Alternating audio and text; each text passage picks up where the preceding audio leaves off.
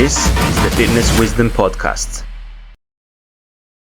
Hello everyone, welcome back to another exciting episode. Today I'm going to be interviewing Kola Adetu. He's a hypnotherapist, a heart-brain coherent coach, and also a meditation coach. And we're going to be talking about the importance of autonomic nervous system regulation today. And this is a super important topic because it literally impacts every single aspect of your life. So stay tuned to learn how to regulate your autonomic nervous system. Before we dive in, I would like to ask you, what does hypnopharmacology actually mean? Good question. It's something that I actually decided to come up with because the body, we didn't know that the body have its own innate intelligence, right? And, and the body innate intelligence is nested within the larger intelligence, like the solar system, right? And the solar system also depends on other systems, right? So when the systems of the body is working right, it's in a place of adaptive equilibrium or dynamic adaptation. The body is able to produce its own set of pharmacy based on the changes in the environment, right? Just like when you are in a survivor mode, when you're in a fight or flight, right? Their nervous system, the mitochondria, their autonomic nervous system begins to produce glucose, right? Begin to send glucose to the skeletal muscle of the legs, of the limbs, right? To make you run. And also, if you are feeling chilled out and relaxed, what happens? The body begins to redirect that same energy towards digestion to help digestion. So the body is just producing its own set of pharmacy naturally, automatically, right? Which is what we call the autonomic or the automatic nervous system, because it does it when there is a dynamic equilibrium, when there is what is called when there is coherence, right? The body just does naturally. So that is what I mean by hypnopharmacology. So yeah. Wow. Yeah, this is a really great concept. I really like it. And I found it on your Instagram as well. And I saw a picture that you also wrote, like what it actually meant as well. And I thought it was super fascinating how that the body actually produces its own like pharmaceutical, well, not pharmaceutical, but like more like its own biochemical miracles pretty much internally, which it can use. And the body's always working for us, right? It's never working against us, even if it's producing some chemicals which could potentially be destructive to our own body. It's still doing it on purpose because it's trying to get our attention. Exactly right. And somebody was saying in a comment recently that that dysfunction is like our map to healing, so to speak. That's what the person was saying. And I said, exactly right. Whatever the body is doing, all diseases, as we know today, is inability to adapt to a changing environment, right? And that is on a cellular level. So if the body is producing certain chemicals that are more like maybe too much for the body, the body is trying to get your attention to shift, to do something, right? Yeah. Either to change your light environment, either to go outside, either to talk to somebody, and so the body is always doing, the body is always, like I say, the body is always keeping the score. Yes. So to speak. Yeah. Yeah, and it's adapting according to its demands and its needs and requirements. Exactly. Because exactly. As you mentioned, it like prefers to be in a state of coherence, and when it's in a state of disorganization, then it's always craving to come back to the equilibrium kind of state. it does every time. It does. And one of the things that I encourage myself, I'm going through a very difficult time, like chaotic time, or I'm working with a client who's going through a lot, Mhm. and they're not sure whether they will come out at the other side. Yeah, They're not yeah, sure, like, oh, am I going to get over this? And I kind of remind them that that the brain and the body is always is always seeking yes, yeah, homeostasis. It's always trying to get back to homeostasis. yeah. And one of the things that I came across this week as I was meditating earlier this week was that, there is these, there's this quantum field, Mm. there's this unified field. Mhm.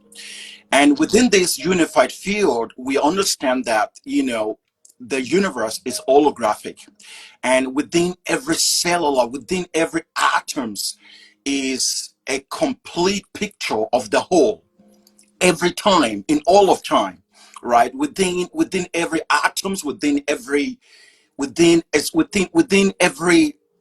fiber of our being is the picture, is the perfect wholeness, right? Mm. So getting back to that, connecting to that wholeness, connecting back to that quantum Mhm. field, you know, it's like what they call what they call this thing. I forgot the name of this thing. This this this technology where, once you put the destination of the aeroplane to where it's go, or the missile where it's going to go to, it can make changes. It can make all kind of changes, but it will always get to the destination, Mm. right? Just because it is encoded within the technology to hit the target. So no matter how much changes it encounters on the Mhm. way there, no matter how Mhm. much chaos, Mhm. it will always course correct Mhm. to get to the destination. And that is very, that brings hope Mm. to Yes. a lot of to myself and to a lot of my client that, Mm. our brain is always trying to bring us back to homeostasis, Yeah. and we just have to align to the systems, and so yeah. So what you're basically saying is that even if someone is going through a lot of pain and suffering, discomfort, or they're not feeling good in their life, Yes. their body, that is almost part of the procedure, like an inevitable part of the procedure, because the reason why there is this pain, suffering, and discomfort occurring in the first place is because the body is trying to get your attention to try to change something with your behaviors, your lifestyle, your mindset, your mental state, your diet. Like there's so many different things which are influencing our nervous system state, which we will get into today. So I would like for you to give us like before we dive any further Yeah. into like a brief overview of the nervous system, like because there may be some people who don't even know what the nervous system actually is. So let's start from like the most basic things and then go a little bit deeper into the different nervous system states, like sympathetic, parasympathetic, dorsal state, fight and flight, all this good stuff. So give us a bit of an overview of what the nervous system is and the different states of the nervous system. Cool. Yes, it has been a long coming, and and we're still trying to, you know the whole of science, the whole of, whether in the biological physics, neuroscience, the philosophy area, we're still kind of trying to come to this unified definition, a complete view of the human body, you know like the sages have said that there is more wisdom in the body than the entire universe. And that is a crazy thing to hear. And also, if we understand that, that the possible numbers of connections in the human brain is greater than the numbers of atoms there are in the universe, it kind of makes you kind of wonder, what we embody. Mm. And the insult to this powerful technology is our social reality. And this social reality, one of the person that actually bring it up is a woman called um, um, Lisa Feldman Barrett, who is a neuroscientist, and she's written a book called 7.5 Lessons About the Brain, which I recommend anybody to read. Really brilliant book, and which is what I'm trying to allude to, that, you know, when, different sciences are coming together today to give us a really profound picture of what it means to be human and what it means to have a brain and to have a nervous system. Because, for example, if you look at, astronaut, when they go when they go into space and they look back into Earth, right? It's like a complete state of awe and wonder, right? And this matters to me a lot as a person, because, if you have gone through a lot of traumas in your life, or go through a lot of crazy stuff, right? And you manage to be resilient. And one of the key elements, the key ingredient of resilience is this state of wonder and curiosity, right? And this state of wonder kind of awakens our, the better angels of our nature, allows us to be better human, allows us to show up every day. And when we begin to see our biology from this state of wonder, it's, you've been there, right? You've been exploring quantum biology for a while now, and you kind of see that the body's crazy. And so when they say that, we have 86 billion neurons, like we have, and these neurons, they are electric cells, right? Electrical cells. And we have this thing called the spinal cord, which is more like a fiber optics, right? That is picking up information and sending it to the hub, to the brain center, to process them, to make sense of them, to produce chemicals that are needed for homeostasis of the body and balance of the body. And as even the Eastern philosophy would tell you that, we have these 7 chakra points, these 7 chakras, from the gonads, from the sexual organs to the gut area, and to the solar plexus, right, and to the heart, to the throat, to the pineal gland, and to the pituitary gland, and to the other one at the top of the brain, the etheric center of the body, that allows the flow of information from the universe to come into the body. And it kind of really astounds you, the kind of technology that we are. Yes. We are the aliens we are looking for, right? We are the true aliens we are looking for. And the moment we realize that we are the true aliens, we stop insulting our biology, because that's why this planet is upside down, is because we've kind of misplaced the brain. We put the brain at the bottom, and we put power hungry at the top. And so, and the reason why I'm talking this way, because the brain and the body is just a very powerful technology. Yeah. It's incredible technology that our insane and stupid orientation towards artificial technology is just stupid, because we are ignoring the fact that we have brains that can tap into the universe. Memory is not even stored in the brain. There's no place in the brain. The pain sensation pain is not in the brain, right? There is no pain until you start to perceive pain. There is no pain in the brain. There is nothing there, right? People can have injury to their brain and be removed completely, and still it's to function like complete wholeness, right? Veterans can be amputated where the legs is removed, and they have this sense, this memory of a leg still there, right? Because memory is in the structure of space, energy, and information, right? That the universe is actually energy, and information is electromagnetic fields, right? Yeah. So we have these electrons, we have this spinal cord and the peripheral peripheral nervous system, right?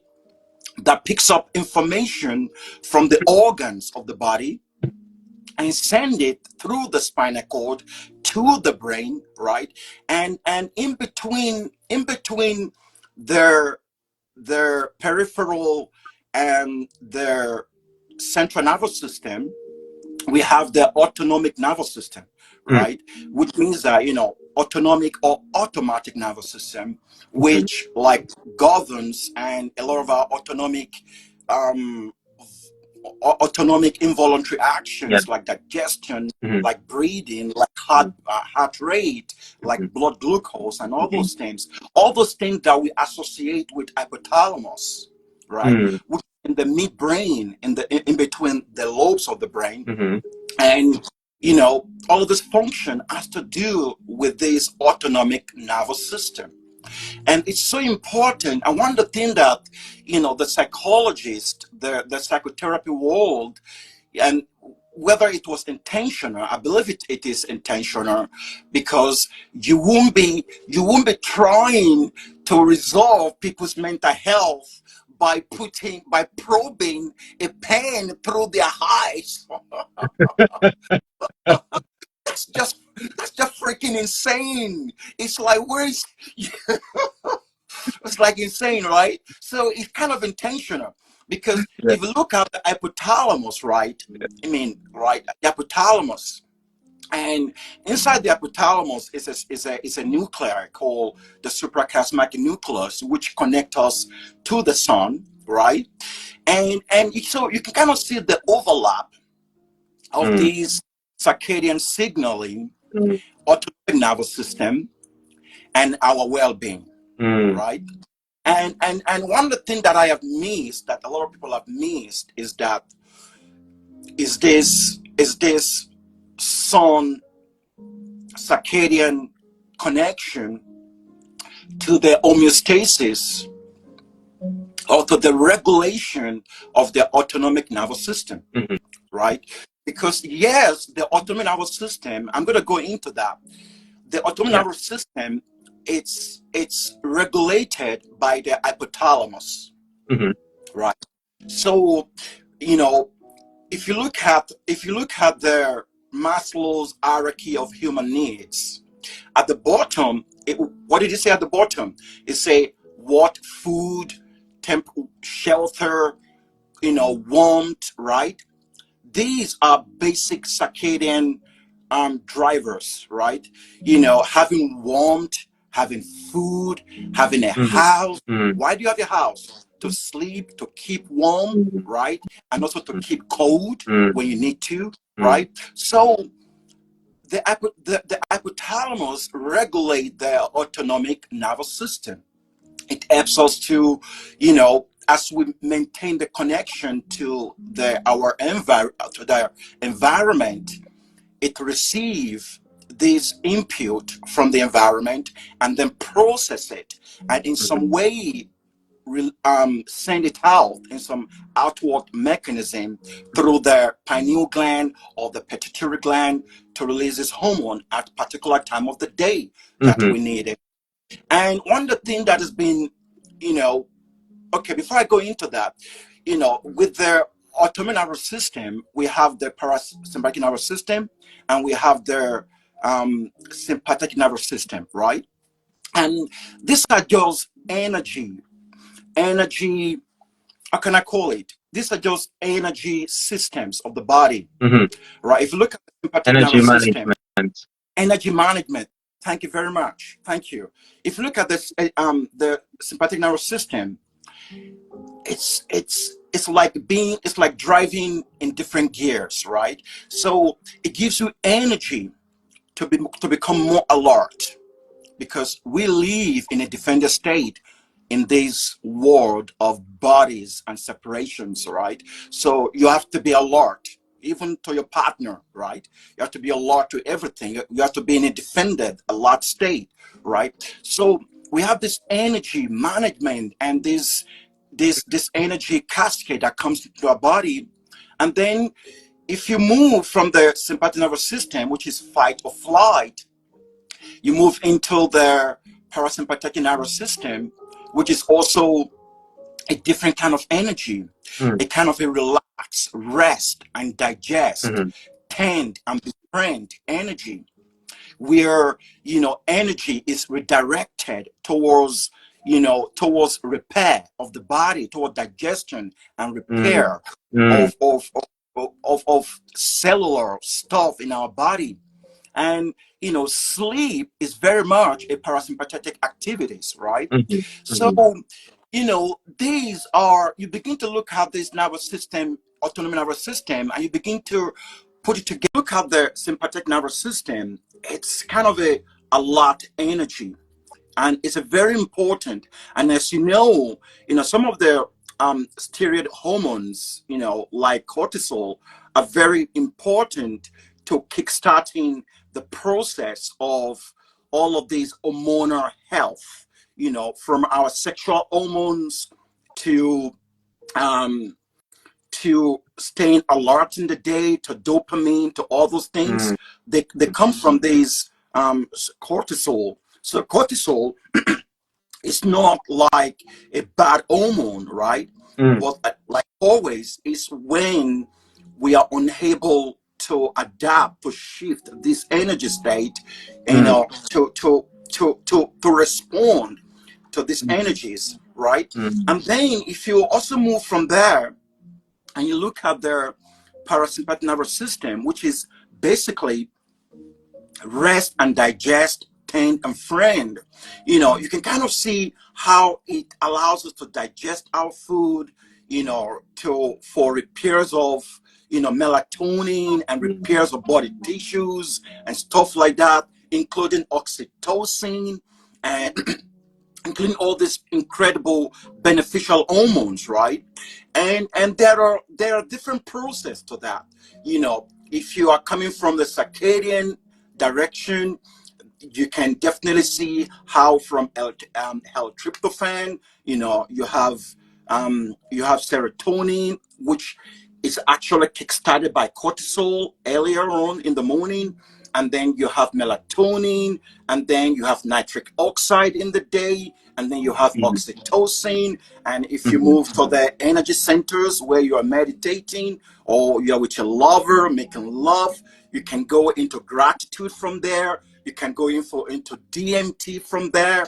So these are just incredible basic principles of autonomic responses to changes in environment, right? If you go out, and let's say you wake up in the morning and during sunrise and the blue light is there and the red light is there, and this process of turning serotonin, L-tryptophan into serotonin and melatonin is beginning to kickstart.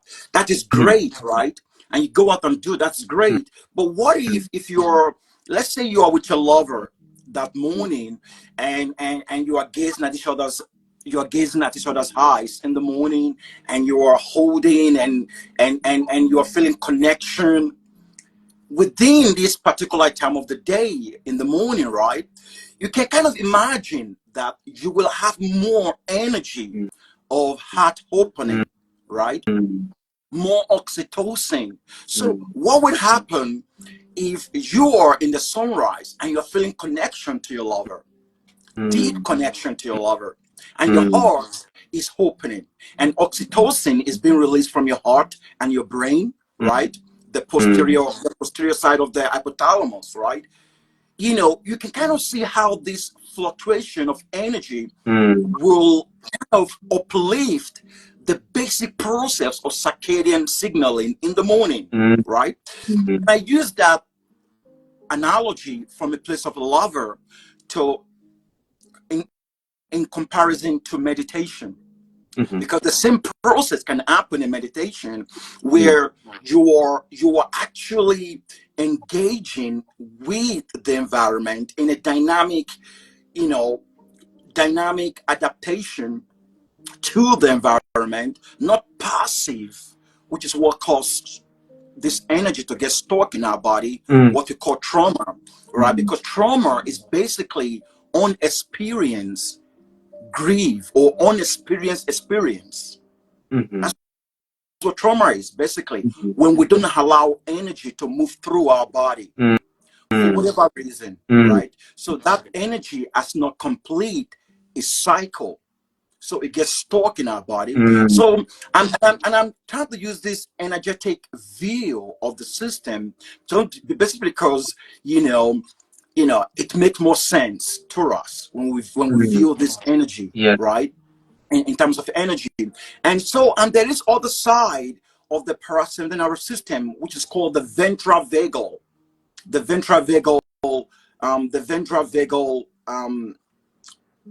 branch, which is from the 12 cranial nerves that come from the brain and travels all over the body. So we know that the ventral vagal, it's called the wandering nerves, right?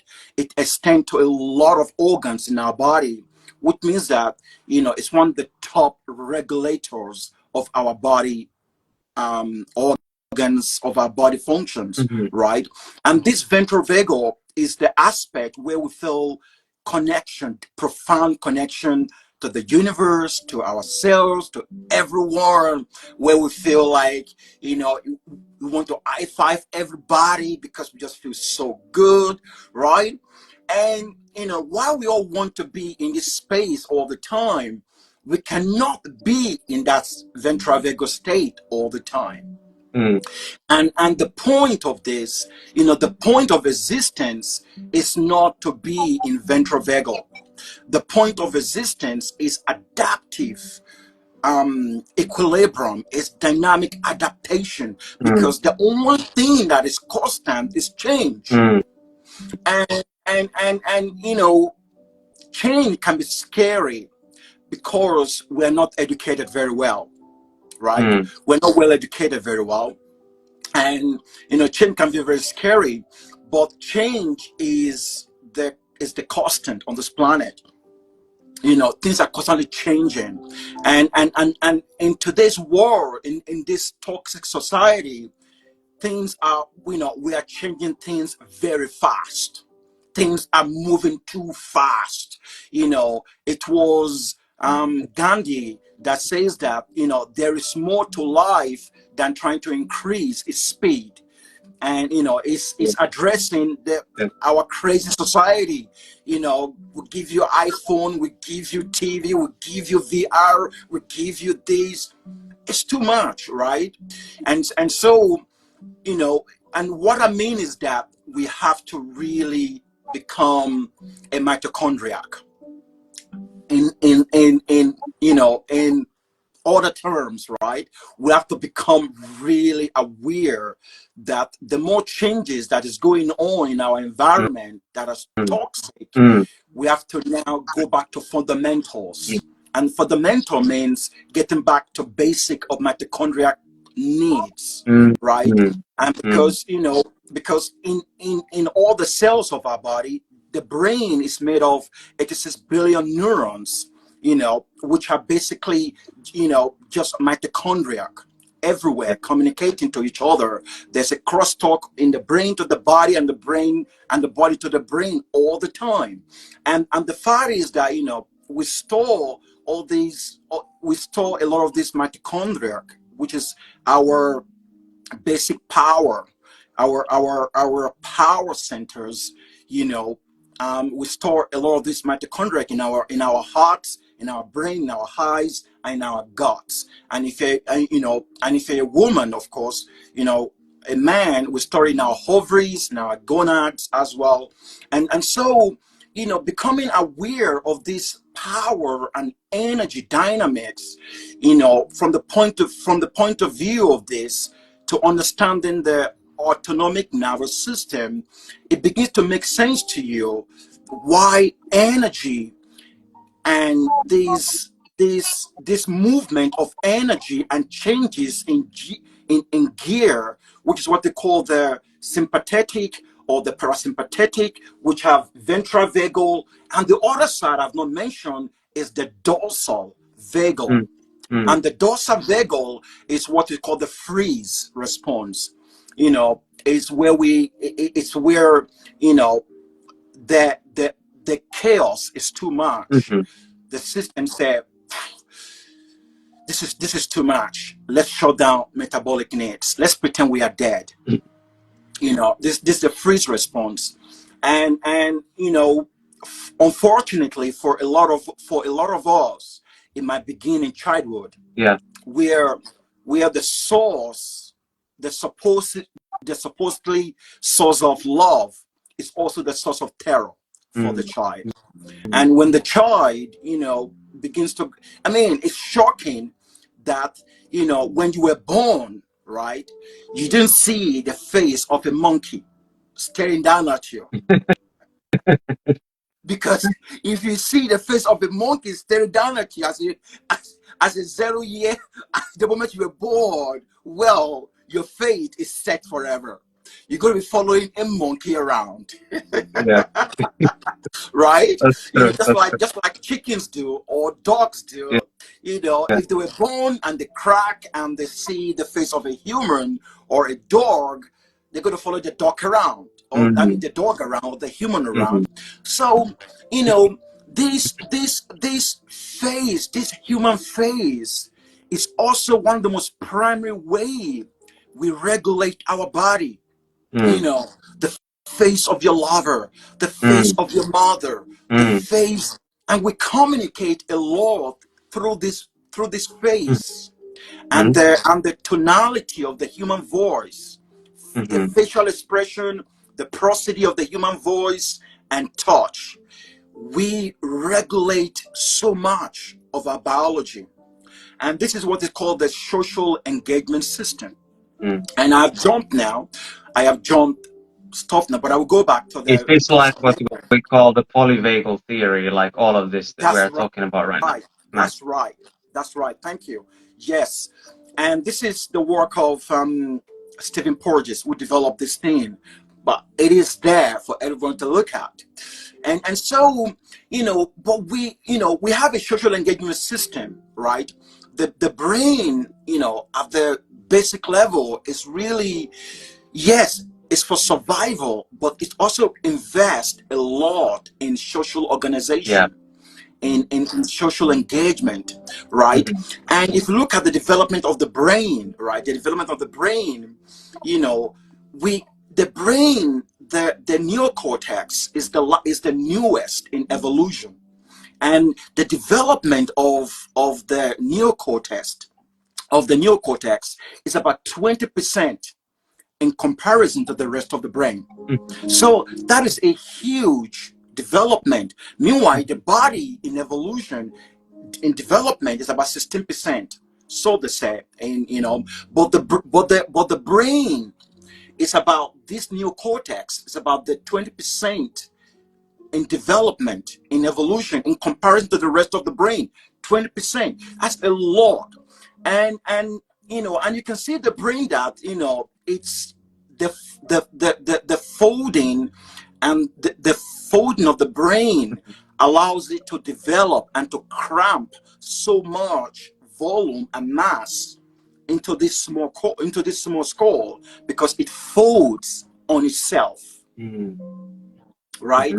And if you look at different animals, for example, elephant have the biggest brain, right? In terms of mass, right? Have the biggest, and of course they are big animal. But now we're talking about in comparison to the rest of the brain, right? Their frontal lobe, right? The neocortex is about 40% in comparison to the rest of the brain in terms of the mass and volume, right? So and the neocortex, which is part of the frontal lobe, it's so dynamic. because only human beings can manipulate object. Only human beings have imagination. Only human beings can speculate on possibilities. Only human being, can form societies after civilization, right? And we have this, and this is near. This is the crown achievement of our evolution, and it's new in evolution, and it's also the source of our pain and troubles, because now we are creating bombs and guns and all kind of crazy shit like that. So, which is very interesting kind of imagination, right? Which is very dark imagination, right? So that is there. But to go back to these social engagement system that we've now developed, the human face is so important. It is so important. And if you look at the human development in terms of developmental processes of children, like children that were given attention when they were born, they develop better. They are more robust in the nervous system. Meanwhile, children that were not carried or touched or looked at, they just wither away. Right? It's basic. If you have a plant in your house, you don't nurture it, you don't look at it, you don't tell it you love it, if you just, it's gonna wither away, right? So but for human beings, this facial, the voice, the tonality of the human voice, it communicates energy. It's so powerful that that I have been, I'm sure you must have picked it up, where I've been saying a lot about this, that the social engagement system is so powerful, and it's almost equal to the sun signaling to the human body. But I'm not denying the fact that the sun is the source of life on this planet, is the grandfather of life on this planet. But the thing is, like I said, we are a system nested within a system, and that other system is nested within another system. So if you look at our technology, or a car, your iPhone can do a lot, can integrate, can do all kind of stuff by itself, way before iPhone tells you need another software upgrade, right? When I tell you that your phone can do all of that, because number one, it is naturally connected to the Wi-Fi, right? And so the human body can really bring about a lot of regulation to itself, to one another, in ways that I am still very curious about. Because if I talk to my friend at night, if I talk to my friend around 8 o'clock at night before going to bed, if I talk to my friend and we just chat and chat on the phone, and guess what? I'm gonna have an incredible night's sleep. Yeah. My brain, I woke up in the morning, my brain just feels like it has been repackaged all over again. I'm like, what the fuck was that? And if I talk to a lover, for example, at night, even when I'm troubled, I talk to a lover at night, and I sleep like a baby. And I'm like, wow. Yeah. Right? And it's astounding me when it comes to human connection and human interaction, how, and a lot of studies has been done about this, including, what is called salient study, or terror management studies. The government know about these things. They know so profoundly about how powerful human connection is. And so, this social engagement system, it's a big deal. Human connection, it's so profound that it has the ability to really offset and destroy your organs. It can destroy your guts. It can destroy your testosterone. It can destroy your brain. and including things like mechanism mechanism like gaslighting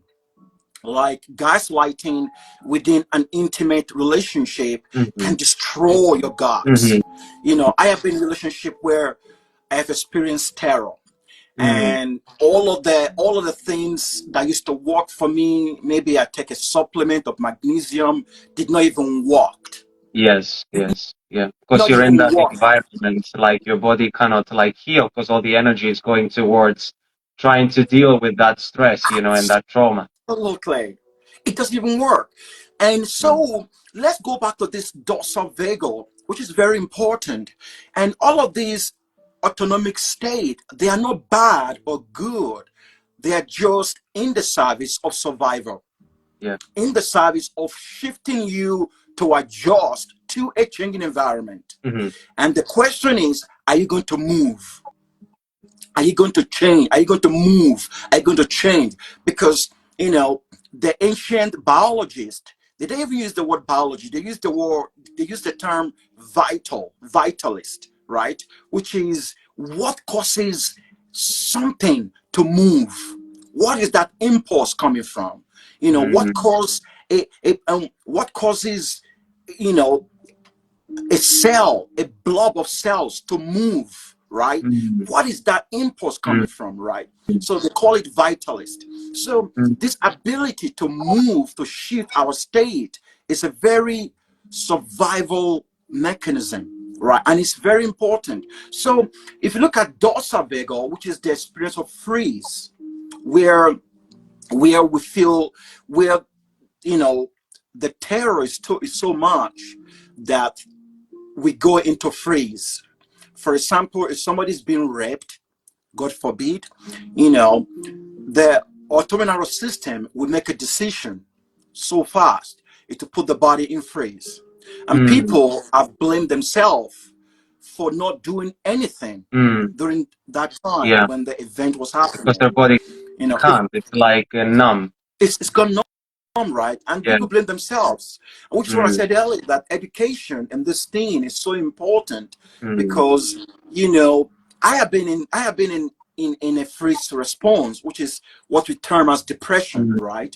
We call it depression or other stuff like that, where and these are hormonal shift, these are energy shift, chemical shift, neurotransmitter shift. And when the shift, right, you have no say in this matter. You have to just befriend it. You have to just align with this energy and cooperate with it and slow down a bit.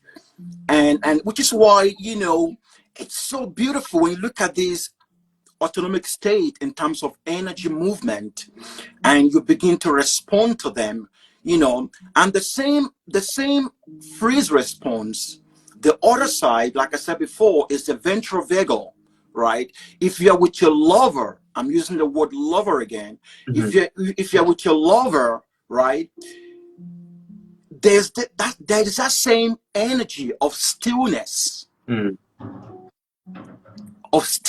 right, of being still, right, but it's a friendly kind of still rather than an enemy kind of still, right?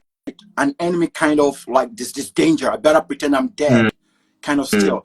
So you can see how these ventral vagal and dorsal vagal are kind of opposite energies, but they are very adaptive. They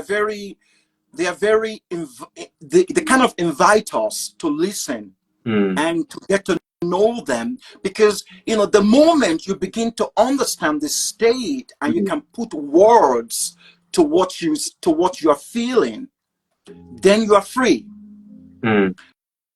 Because the whole process of childhood is that we cannot put words to what we feel. That's the whole process of childhood. We cannot put words to what we feel. That is the job of our parent to help us do. to put language to these things. And kids may try, they may cry, they may move about, rah, rah, rah, rah, but it's the parent to put words to this experience of the child. But as adults, even though we live in a society that is backward in many ways, it is our job to learn the language of the nervous system so that you can be able to describe your internal world to the people that cares about you. And because life is so unpredictable as well, you know, the point is to have autonomic flexibility. Yeah. And the same thing as having metabolic flexibility. That is the point, right?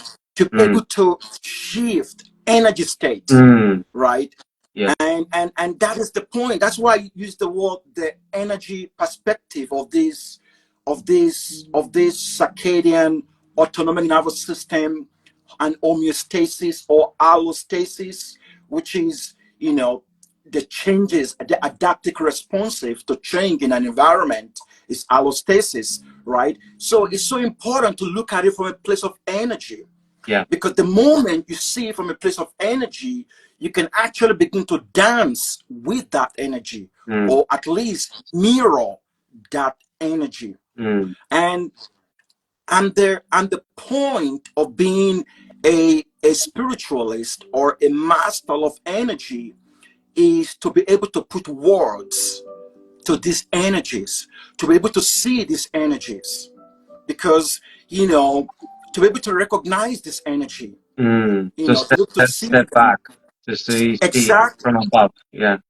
Exactly. Just like, you know, we cannot see some spectrum of light. We can't see them, but because, you know, we have this big brain, we can develop technologies that can see them and study them, but it is still our job to learn them with words and language, right? And communicate it. Oh, it seems like I am on the blue light and it's going to make me go crazy very soon, right? But I can't see that blue light. I mean, maybe I can't see that blue light, right? Or I am on the red light. But I can't see that red light. But because I have educated myself about it, I can recognize it. So the same thing with these autonomic nervous system states. We have to, especially, and one of the most profound moments of self-education, what is called emotional corrective experiences, is when you catch yourself trying to avoid conflict, when you catch yourself trying to shut down what is going on by either eating too much or watching TV to just override it, or catching yourself, oh my God, I'm about to do that again. Oh my God, I just did that again, right? But those moments of self-awareness is a result of education.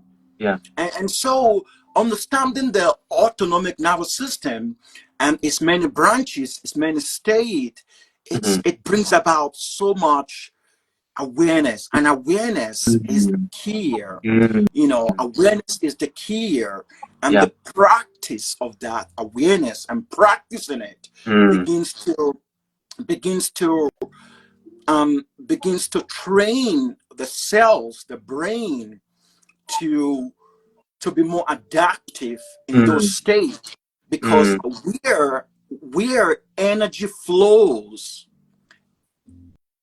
where attention flows, energy goes. Yeah. And then when that energy goes there, guess what they do? They literally turn on proteins. Yeah. They turn on proteins. They begin to assemble neural circuits in your brain to make that learning, that process of learning, to make it another memory in your head that you can use in that same circumstance in the future when it happens. So the brain literally begins to construct neural circuit in the brain. And if you do it again, if you practice it again, guess what? Those neural circuits become more stronger. Yeah. They become more stronger. And just like learn to ride a bicycle. And I tell my client very well this, that, the brain, the nervous system, only recognize what you do, not what you say you're going to do, not what you say you would do. Only recognize what you do, what time you did it, and how often you did it. Yeah. The brain, that's what the nervous system only respond to. And it makes sense because, our life is it's more like a memory, but this memory, we're not living in the memory of the past, right? But we are creating new memories every day. We are learning new things, and we have the hippocampus that allows us to learn new things, right? And the hippocampus, every day we have 1,000 new brain cells in this hippocampus to create new memories with. Every day, if you're aligning your system with the circadian and you're getting on with the program of the autonomic nervous system very well, you have new brain cells, new in the hippocampus to create with, to have novelty experience with every day. And that's why I keep saying that, you cannot really understand the autonomic nervous system unless you understand the circadian system, which is basically the hypothalamus, right? And the nucleus in that part of the brain. And so, because, right, everybody knows by instinct that if you go into nature, you will feel good. You will feel relaxed. Everybody knows by instinct. But as you begin to drill down into circadian education, into circadian consciousness, you begin to study it more and more. You begin to see that, yes,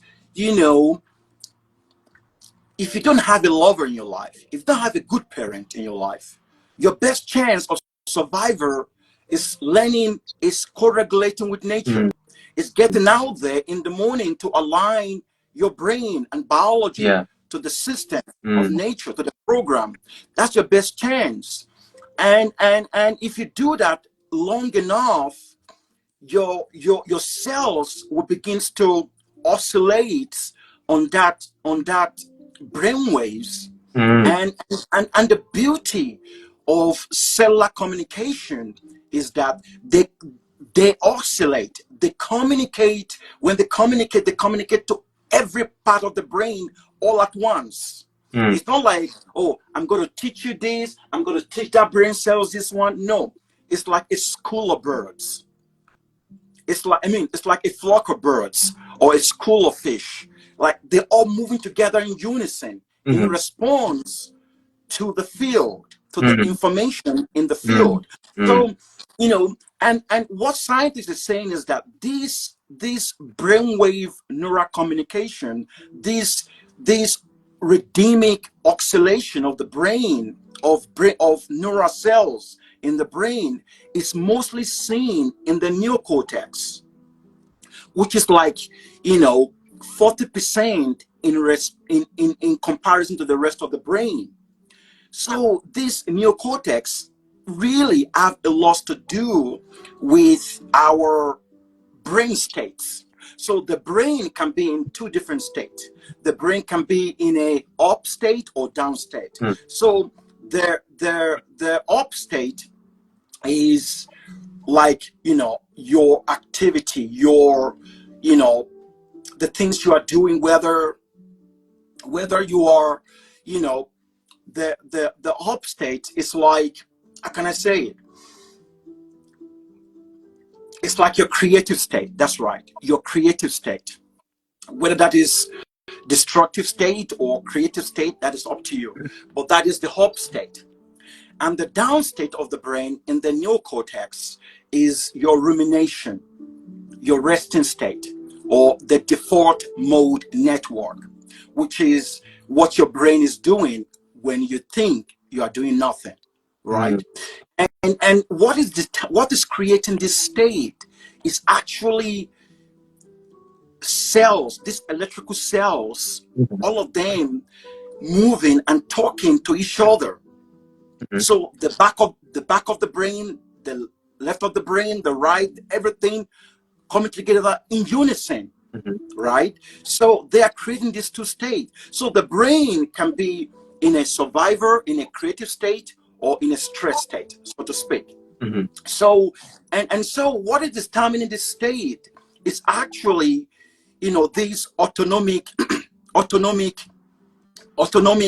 responses of the body, and your ability to be adaptive, to move in between and engage the system rather than just being passive, rather than just doing nothing, which is a result of lack of education or lack of support or something like that. So people become passive.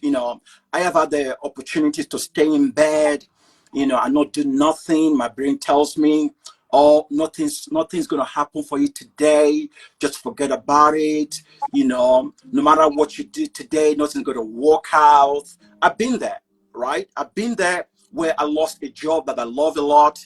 And that month in November 2019, I was just depressed. And I still go to the gym. I still go to go and do my CrossFit at around 8 o'clock. I still do it, but getting up was so freaking difficult. I had to fight with my brain. Oh, nothing's going to happen today. Forget about it. Just stay in bed. Why do you want to get up? Nothing's going to happen. No matter what you do, nothing's going to work out for you. Just stay in bed. These are not mental chattering.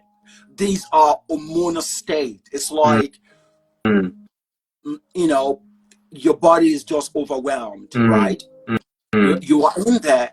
And luckily for me, I was very well educated in this state. So as I would listen to the story in my head, as I listened to it, I stay in bed, I listen to it, I stay in bed, I listen to it.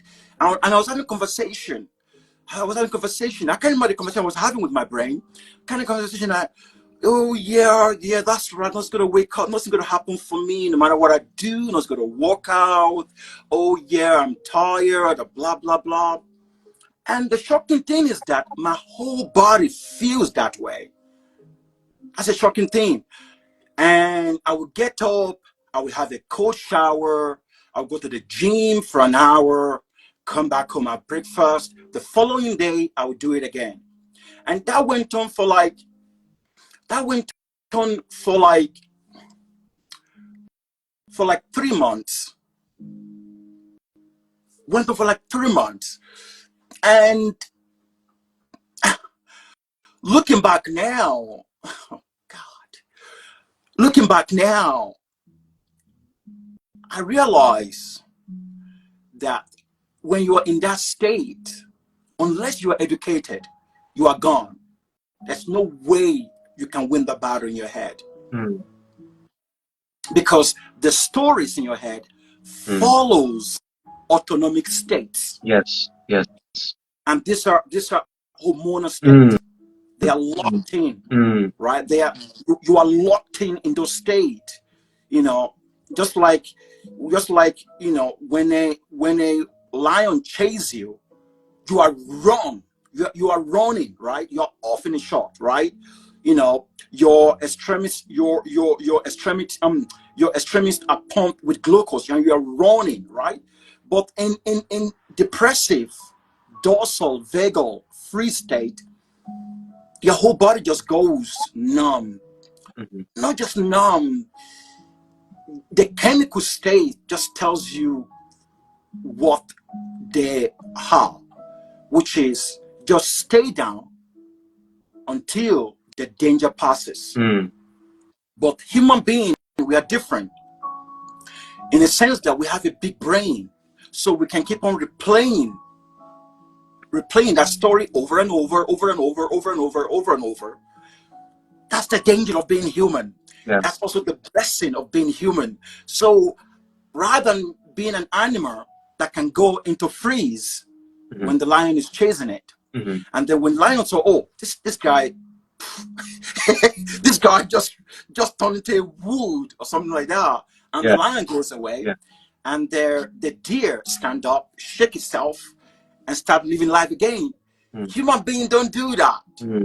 We just stay there, and in the morning we repeat the same stories, and we repeat the same, and from being a thought to being a mood, to being a temperament, to being a personality. So it's a gradual process of conditioning, and that's why education is so profound. So when I was in that state for 3 months, I was in constant communication with that energy. I was talking to that energy. I didn't do it consciously, but because of my education, I was listening to what he was telling me. I was listening that nothing's gonna work out for me. Nobody likes me. Nobody's come to help me. I am all alone. Nothing's gonna work out for me. No matter what I do, nothing's gonna work out. And that is the neurobiology of trauma, or stalkness. When you're stuck there without any help, without any intervention, quickly it becomes personality, right? And so I was in that state over and over. But then I would wake up. At, I don't know. I didn't go to the gym for about 1 month. I didn't go to the gym because I just couldn't. But I would wake up. I would have cold shower and warm shower and go to work. And go to work. So I would do that. But I was in that free state every morning. But the beauty is that I was listening. I was really hearing the conversation. I was having the conversation, and I would listen to podcasts about that state I was in. Listen to the podcast about it. So, and that went on for about a year. And now I can wake up in the morning feeling just like, wow, this is a great day. This is a new day. Let's go and create possibility today. I can wake up without all those thought processes of I can't. So what was the thing that changed it for you? Like, what was the trigger that, where did the transition happen? What was the stimulus that changed it? I think that it was just, okay, it was just number one, it was the education, self-awareness. And I kept on listening to podcasts. I didn't fight it. I couldn't fight it. And then the pandemic happened. It happened. And I keep listening. I keep educating myself.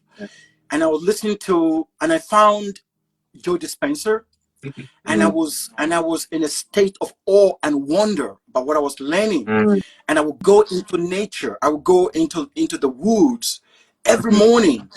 Way before I found out about circadian biology, about the sun in actual detail, I would go out in the morning. I would go into the woods with my headphone, and I would listen to Joe Dispenza in the woods for 2 hours every morning. Every morning for 2 hours. And I would come back home and have breakfast, which is not circadian alignment, but I was doing something, right? So I'm then over time, and I was meditating in the morning around the pandemic, but it wasn't very easy to go into meditation because I was still in that process of trauma, of internal chaos. Because when I closed my eyes, it was just blackouts. It was just blackouts and so many anxiety, so many chaos there. But I will still be doing the breathing meditation. But I will be doing, it's like breathing in the dark, in the chaos. So I'll be doing that. And then as time goes on, after 2021, I was able to now open my imagination and to see the future. During that meditation, I was able to see the future. And when I open my eyes in the meditation, when I open my imagination in meditation, I no longer feel anxiety about looking at the future anymore. I no longer feel anxiety. I no longer feel terror. I no longer feel I can't. But I was really educating myself from quantum biology to the actual neuroscience of human imagination, neuroscience combined with quantum mechanics about the wave function, that reality is mostly wave function, that we are made of trillion atoms, and these atoms, they are mostly empty space, and space is not empty, it's full of energy, and this energy are in superposition of different states all at once. So, but depending on your attention on the flow of energy, which is where you will find the electrons, your energy, where your energy is going, that's where you will find the electrons, right? So, like in the quantum experiment, so I was really educating myself. This is not a joke, and I was really actively watching documentaries, listening to not Donald Trump, listening to Joe Dispenza, listening to Nassim Aramai, listening to Sean Carroll, who is a professor at University of California, really actively building these mental models in my brain. I realized that the brain is designed to assemble models of understanding. Just like we learn how to learn how to ride a bicycle. You learn how to ride a car. You learn how to, open the fridge, how to pick up a cup. We learn how to move through space, through this 3D realm, right? We learn, but these are meta models that we constructed and we learn. So now when you're driving your car, you no longer have to be checking everything. Now you can have your coffee and be driving your car and be talking to your girlfriend on the phone. You can be doing all of that. Now, who is driving the car? Right? Who is driving the car, right? Yeah. So from learning to becoming, automatic process, right? So I realized that there are two models on this planet. One is fear or love, or we can say one is Newtonian classical system, and the other one is quantum system, right? So we have these two models in our brains, right? If I call my dog, if my dog is in the other room and I call my dog have to cross this 3D place, I have to move from A to B to get to where I am. And I have to wait for the dog to reach me, right? So, both in the quantum realm, that is not the case. The moment my attention goes to the dog is instantly with me, right?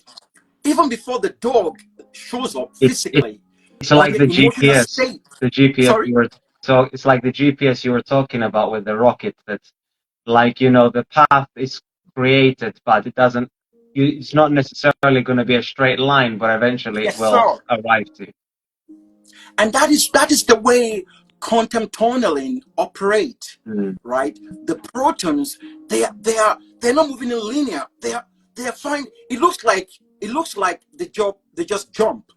That's what it looks like to us. But they are moving through space, or they're moving through, they're finding the best possible pathway to get to that destination. But for us, it looked like magic. Like Yeah. they just jump, they just quantum tunnel to the rain. Yeah. But what science is saying is that they're like everywhere all at once. Yeah. So when we So move, why is this important for us to understand then, like these quantum concepts? it's important to understand because we are a creative beings. And like I said before, the brain can be in two states. The brain can be in a creative state or can be in a survivor state. And guess what? Guess what? The brain receives over the brain receives over 400 billion bits of information per second, right? In the corpus callosum, which is the bottom, which is the nerves that connect the left and the right hemisphere of the brain, right? So the brain is in constant communication or receives over 400 billion bits of information per second. That is a lot of information. But guess what? Guess how much we focus on? We focus on only 2,000 bits. From 400 billion to 2,000 bits of information. And guess what 2,000 bits is about? That 2,000 bits has to do with just surviving. When am I going to get paid again? When am I going to eat? When am I going to have sex again? Right? It's focused on just 2,000. Right? I mean, look at the universe. It's so big. We have people talking about that we have universes, not just one universe. We have parallel universes. There's things on this planet we don't know yet. There is so much to learn. So little time. That's why we have to die and come again to learn. Right? That's because you need a new apparatus, you need a new body to come out with new curiosity again, right? Just because, the universe is infinite. So, but we focus only on 2,000 bits. And this 2,000 bits has to do with survivor. That is serious limitation, right? But guess what? When the brain is in creative state, you know that, right? You're not thinking about food. You're not thinking about sex. You're not thinking about bills. You're in a state of creation. And you are thinking about possibilities. You're thinking about awe and wonder. You're thinking about the complex nature or the core nature of water. You're thinking about how, the universe is so rich and there's so abundance. You're thinking about, like I said, this state of wonder. It is so intertwined with the state of regeneration and theta brainwaves, which is healing. Because I talk about the hypothalamus, right? The hypothalamus, what the brainwave that has been found in hypothalamus is theta brainwaves, right? And this theta brainwaves, what we know about is that it is healing. It is this deep state that we go into when we sleep as well, that allows our body to regenerate, to heal. But if you are in survival, you cannot be in this open brain, open focus, this relaxed attention, this relaxed focus, where you are creating possibilities. You are thinking about what is possible. You are thinking about collaborating, because when you're in survivor, you cannot collaborate. When you're in survivor, all your energies are not going towards regeneration. They're going towards warding off dangers in the environment. This is what I'm saying now. The brain can be in two states. And so when the quantum is important, because in the quantum world, we don't wait. And what do I mean? Is that we don't wait for our healing to occur to feel whole. We don't wait for the mystical experience to occur to have a magical experience. We don't wait for the finance to show up in our bank account to feel or to act like an abundant being, like being in love with life, right? You know, how many of us today are waiting for our bank account to be rich to be in love with life, to be in gratitude, to to act like an abundant being, right? No, we're all waiting. But in the quantum world, Mother Nature is quantum from the very start. Yeah. Within an apple seed is millions of apple.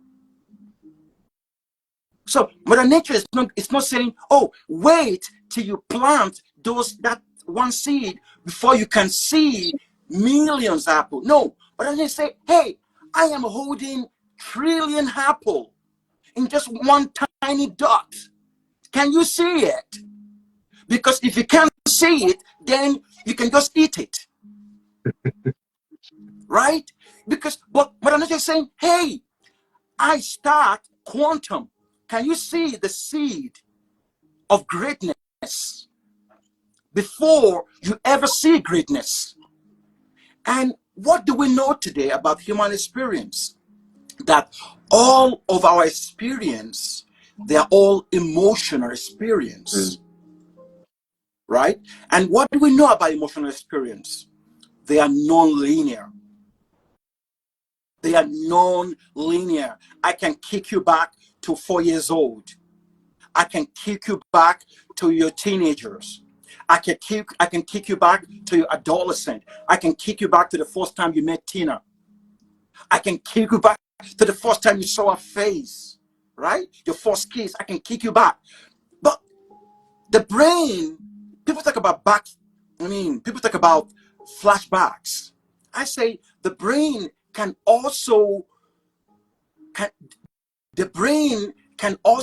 is also a predictive sensory, a predictive processing. But what does the brain predict?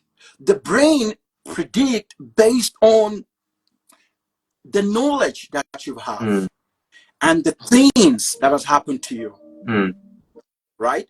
That's what the prediction of your brain would depend on. The things that have happened to you or what you've taken time to learn.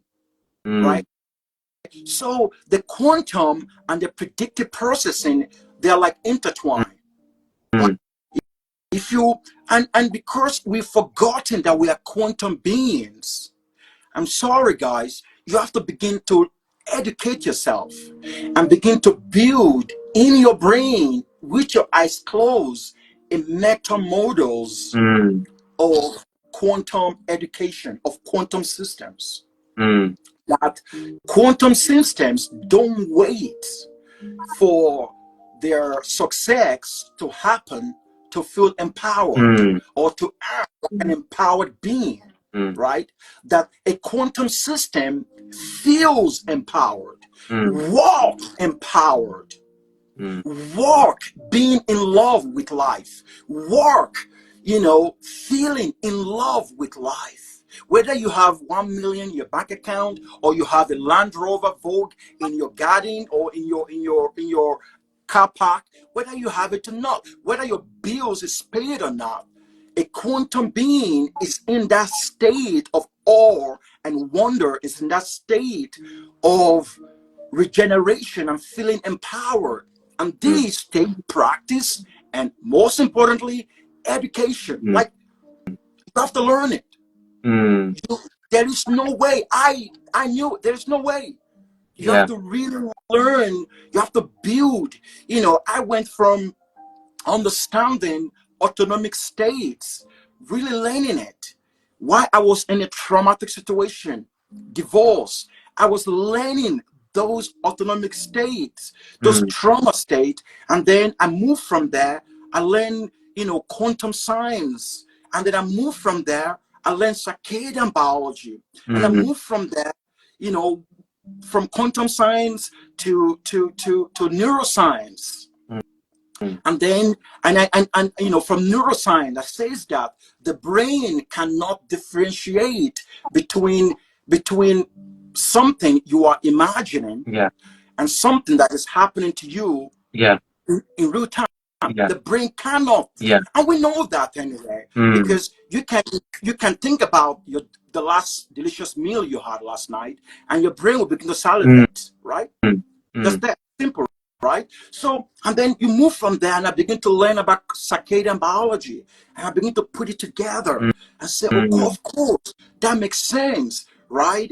These neuroscience possibilities, these circadian biology possibilities that empowers my mitochondria, put more petrol, put more power into my mitochondria, allows me to go into quantum mechanics so I can close my eyes and have the energy enough and have the brain energy and the physiological energy to imagine the future, to invent a new future for myself. This thing takes energy. Yeah. It takes energy to close your eyes and begin to go deeper and begin to breathe. You begin to breathe and you stay there and you breathe and you go through all kind of fear and you keep breathing and you stay there and you get to a place where you feel so chilled out and the theta brainwaves get stronger and you feel so blazed out, and now you can move into visualization and you can now begin to create new possibility for yourself, and you begin to see yourself having that thing, not just having it, but literally being it, and literally, you know, literally practicing walking like an empowered being, literally practicing you know, being a complete healed whole being, literally practicing being a magical being, right? This human dignity, you know, that God has given to us, that I made you in my own image, right? Begin to, you know, it takes energy and education to create. Just like when you have children, you have to be there to educate them, to instill with them a sense of self, a regard. It takes energy. It's not going to happen just because you watch a YouTube video. It's not going to happen just because you hear Andreas say it. No, you have to go and dig and spend quality time listening over and over until those neural pathways becomes, you know, it becomes a permanent memory, a permanent circuits that you can use in different circumstances. Right? And so that is why the quantum is so important, because as you begin to move into rest and digest, and you kick in with energy and breathing, and your brains open up like children, and you say, hey dad, I'm a dragon. Hey dad, I'm a butterfly. Hey dad, I'm a whatever, right? This alpha brainwave state, this childlike brainwave state, you know, we know today, we know all this brainwave state and what they make us do, right? We know this brainwave state and what they made us do. If you are in very high beta brainwaves, you are stressed out. You are just focused on fighting danger all the time. You are in constant bracing of your body, waiting for the danger to knock on your door all the time. That's high beta. When you are in medium beta, you are waiting. You are alert. You want to pass the test. You really want to pass the test. You are not confusing your internal world with the external world. You are not confusing both. You are very much aware of the danger and also equally aware of your power to overcome it, right? And what do people say in people with mental disorder like schizophrenia? They lose that coherence. They don't know what is internal and external. They don't know what is external and internal, which is why they talk crazy stuff all the time, right? So, and that is medium better. And then you move from medium better to alpha. What is alpha? That twilight state, that childlike state of just imaginative state. You're not losing your external world, but you're just very much focused on your internal. And you are lucid, and you can be anything, right? And then you move from alpha to theta, right? It's more deeper. The energy is great, right? And now you can go to any world you want, you know. And I tell you, you can become at one with that advanced future you that is there, that is already there in the quantum field, right? Because all these possibilities are there. The advanced Andreas is there already in the quantum field. What is required is that you match your energy, and matching your energy doesn't mean that, oh, I'm going to chant, I'm going to do I can. No, it requires a lot of homeostasis. It requires a lot of nurturing, to the point where and a lot of practice, where you close your eyes and you are moving from high beta to alpha to theta, and then you are comfortable in theta. You're not like dancing, like moving back to high beta, but you are comfortable with theta. You are at home in theta energy. And I tell you, when you are there in theta energy, and you're not like shaky, you're not like saying you're scared, but you are comfortable, and you begin to imagine the future. And not just imagine the future, you are becoming one with the future. And you can feel that energy in your brain and body. Oh shit, this thing is real. And then you go from theta to gamma, right? Which is a very powerful energy, right? And so, but all of these energy states are already there as possibilities. Just like your hand, if you are not aware of your hand, I'm sorry, your hand is of no use to you, right? So basically, how do you talk about these brainwave states and how we get into them, but like, how does one manipulate externally, you know? Because obviously it's very hard to know. It's easy to know based on what you described, you know, how you feel, but how is there something that you can do physically that you can determine that you can be in a specific brainwave state apart from your mind, but is there something that you can do with your body that can assist you to get into those different brainwave states? That's what I meant, Andreas, when I said that. You know, that's what I meant. Like, you can't just say, "Oh, I'm going to go into gamma. I'm going to go into theta brainwave." Oh, so what kind of things would, like breathing or movement, or what kind of things would help us to? I would say that, I would say that having some key drivers of circadian in your life, of homeostasis in your life, like,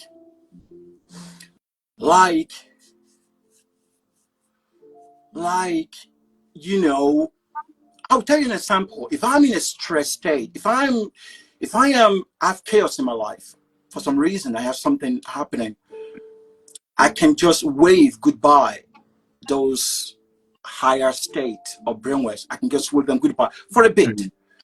But if the universe, if Mother Nature wants me there, I will go there. And I have been there. I have had chaos in my life, or impending chaos I didn't know of, right? And I start meditating at 4:30 in the morning. Okay, that's one example of your question. I start waking at 4:30 in the morning. And the reason why I say 4:30 in the morning is that, as you know, that melatonin peaks.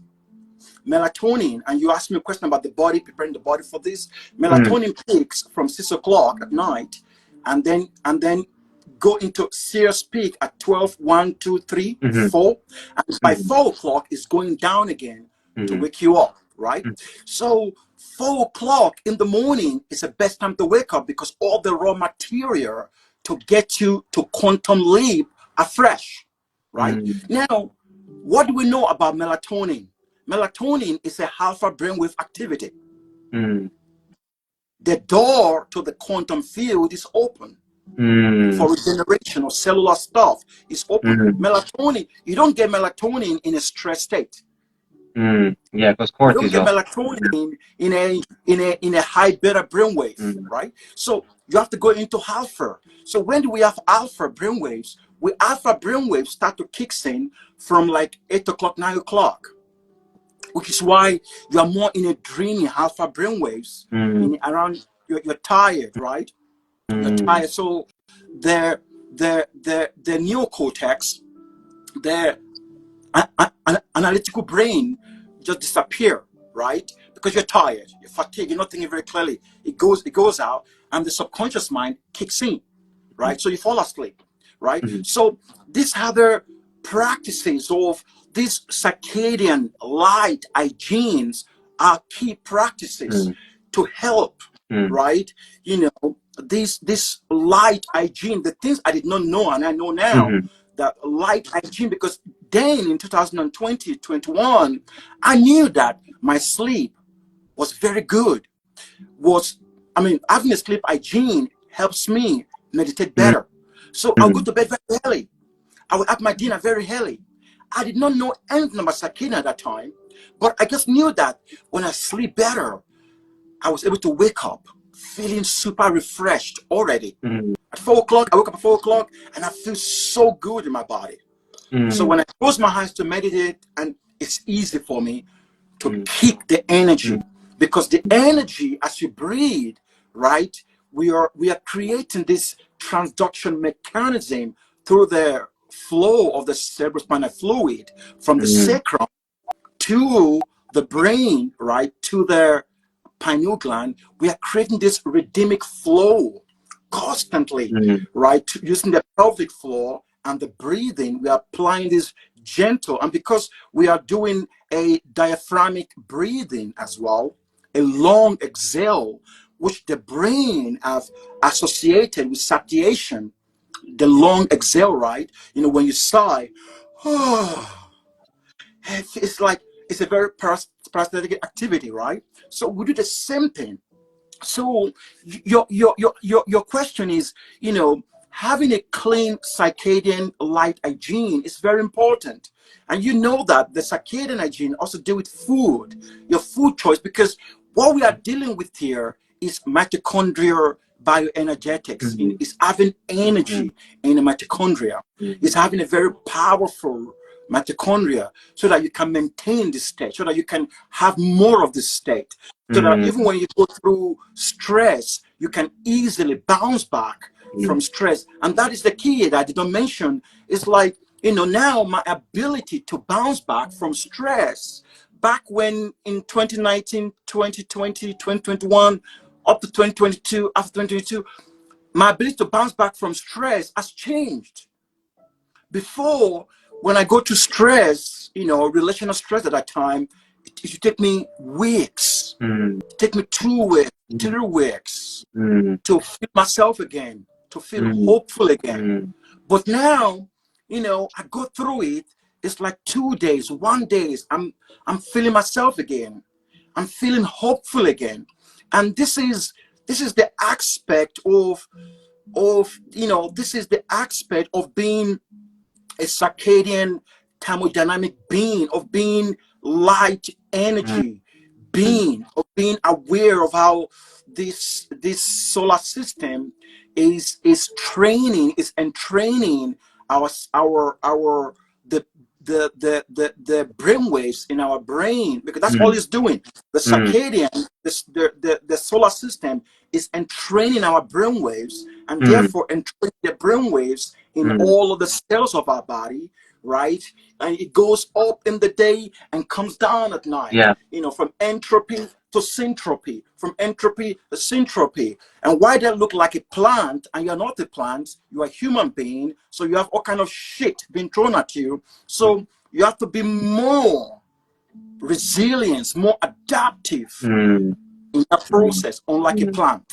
So basically, what you're saying is that, like, throughout the day, we have like the different brainwave states that are supposed to occur, automatically, if we are living in sync with nature, and if our circadian rhythms or our habits and behaviors, which are also influencing our circadian mechanism, Yes, is also influencing our brainwave state. And what you are saying is that this is all contributing to how we are thinking and feeling, and how we should be actually thinking and feeling at the correct times of the day. And that would make sense why some people, for example, feel more depressed or more anxious at certain times of the day, because actually those mechanisms like depression and anxiety are potentially they are supposed to be happening at some part of the day, I guess, but they're happening at the wrong time of the day, and this is why we experience them as negative. Am I correct? exactly. Yeah, totally. That's a very good point. Which is why we have them at the wrong time, or the fact that, we've not aligned our circadian to the timing of the day, or it could just be the fact that we are human, right?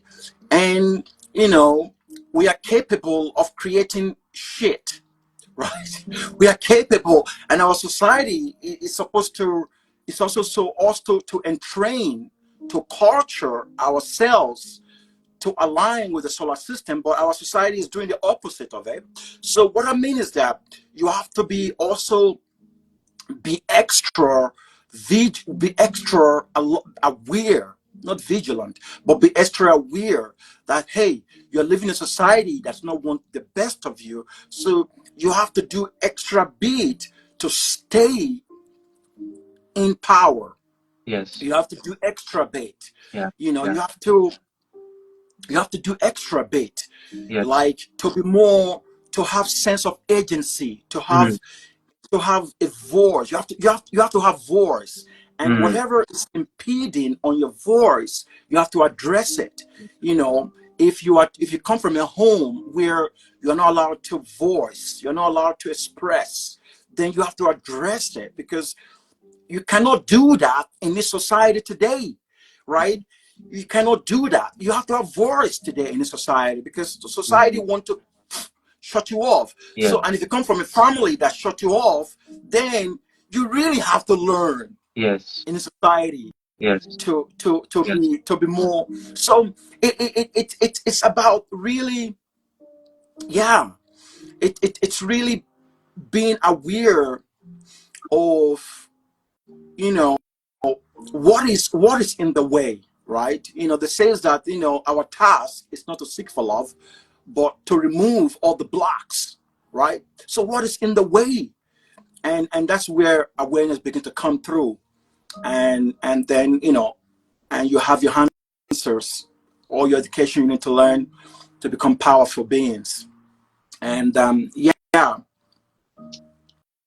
Awesome. Yeah, I feel like this was such a magnificent discussion, Kola. Thank you so much. I feel that this is exactly why I wanted to talk to you, because I think it's so important for people to understand that the way that your nervous system operates is influencing your behavior and your emotions and your psychology, right? And many people think that the mind and the mental state and the body is separate, but in reality, obviously the body is massively influencing the brain and vice versa. And basically throughout behaviors and everything throughout our life, certain things that we are doing, whether that's the way that we breathe or the type of light we are exposed to, or the stressors that we are encountering in life, and how we are perceiving all of those things in life is altering our nervous system state. And this is exactly like what Kola was saying, is that when you are in a quantum coherent state, when everything is working good, we are able to be creative, right? We are able to have this mental focus and state to be able to be relaxed. Whereas if we are in this fear type of state, it's almost, as you said, we are in this Newtonian type of physics where nothing is possible, but everything is more fear based. So this is why we want to be practicing in getting ourselves more into this quantum coherent type of state, which Kola was saying, because this is putting our nervous system into this social engagement state, right, where we are basically able to be more relaxed and grounded and rooted in resilience. exactly. And the more energy is going towards fear and trauma, the more we are basically in discomfort and pain and suffering. Whereas if the more energy is going towards possibility or quantum coherence, like that we are talking about, is meaning that we are in alignment with nature. So it always goes back to pretty much, realigning ourselves with nature, moving more, breathing, deep through our nose into our diaphragm, having healthy type of relationships, all of Yeah. these type of things. So when we are having all of these things together, then we are able to have a nervous system which is self-regulating itself, meaning that we do not need to think about how it's regulating it. Whereas like if you are in a stress state, you can feel that something is wrong with your nervous system. So that is almost like a sign or a signal that your body is giving you, pay attention, pay attention for change. You need to change something. And exactly what you said, that, that what makes us to change, what makes this organism to move. I guess it's like this desire to feel in comfort because we are in discomfort, because discomfort is there as a way for us to see the discomfort so that we can create the change and not go into this shutdown state. So thank you so Absolutely. much, Kola, for this Absolutely. conversation. It was great. And that thing you mentioned, sorry, that thing you mentioned about the anxiety, I see where you're going with that, and the thing is like, we're going to have anxiety, but we also have to realize that the anxiety is not a problem, and we mustn't pathologize ourselves, right? And for some reason you might feel alone. For some reason you might feel like you may feel like, there are things that happen on this planet that are very injustice, right? Your kid can be taken away from you. Like, your family can be far away from you. Like, and for some reason you might feel lonely. You might feel this anxiety, and what we have to avoid doing is pathologizing ourselves. I'm an anxious person. I'm such a bad person. And when we're in that place where we feel alone, where these emotions feel stronger, it's easy to go into pathologizing ourselves and walling in misery and stuff like that. Please don't do that, because your brain is not going to change. You're not going to change yourself if you're feeling your life, if you are viewing your life from that emotional state. It's one of the things that scientists will tell you, neuroscientists will tell you, it destroys your brain pretty fast. And I just wanted to say that because you mentioned that question and I almost missed it. You might feel anxiety at the wrong time. You might have all this stuff coming up, and it might not be because you didn't do a circadian. It might not be because you didn't go out. It just be because of our social reality is really messed up right now. Yeah. But the thing is, don't pathologize yourselves. Your nervous system is doing what is right. Your nervous system is always in the service of keeping you alive. And I'm talking to myself as I'm talking to you as well. But the thing is to wake up the following morning and go out since sunrise. Wake up the following morning and have breakfast. Because that is how we win. That is how every day just a go new out. opportunity. Exactly. And the thing is, when you go out at sunrise, you are engaging the social engagement system. You are interacting, with the people, with nature. You are interacting with people you meet on the way to nature. When you are feeding yourself breakfast, you are telling your body, hey, all is good. Things may not be right in places, but I am okay. You make yourself lovely breakfast, great coffee, or whatever you take, you're telling your body these messages. And this thing, that's why the circadian hygiene is so important, to learn it, to educate yourself, because you may have chaos in your life for some other reasons. But wake up the following morning, have a warm shower, have a cold shower. Keep the circadian stuff going, baby. Just keep it going. Because I said to my client, don't worry about not sleeping. Sleep will always come. Yeah. Just like the sun will always come. Yeah. Just wake up, just be following the circadian driver Yeah. system. Yeah. Just keep doing it. Yeah. Make yourself nice, DHA, fish, eggs, all this good stuff. Just be feeding yourself and go out in nature, touch some grass, hug some trees, just keep doing that stuff. Your body will get the message. Yes. Your nervous system will get the message. And, and then next time you come across those difficult places again, you're more resilient. Yes, exactly. You're much more ready to deal with them. Yeah, And that's what I exactly. love about this thing. Next time you deal with them again, you're like, ha, ha, ha, ha, ha. This mountain, I can run over you, baby. So that's how we win. Yeah, the key is to you just align all your behaviors and thoughts and patterns towards doing all the good things, and eventually your nervous system, as you said, it will be in your favor. It will assist you, because we're not meant to be struggling on a daily basis. It's meant to be, life is meant to be enjoyable, especially in this day and age where we can have safety if we want to create the safety in our environment, and we have a house over our heads, and we have all the abundant food that we want, and so we have all our biological necessities pretty much met. If we it's just that now we are having these imaginary threats which are causing us to stay in this shutdown state. So I think it's just so important for people to listen to this full conversation and really understand that you need to practice the behaviors of what made us human initially, so that we can restore our nervous system state, which our automatic state, which is also regulating our thoughts and actions and behaviors, because that's changing us as human beings. I love that totally.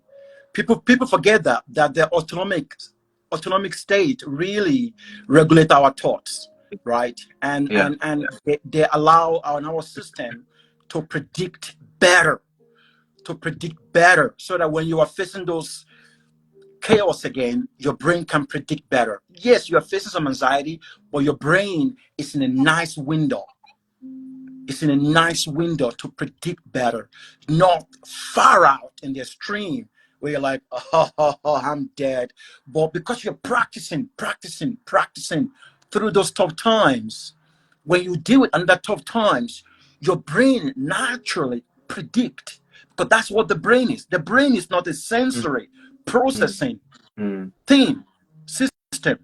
And yes, it does take cue from the senses, but it's basically what you have taught it to focus on.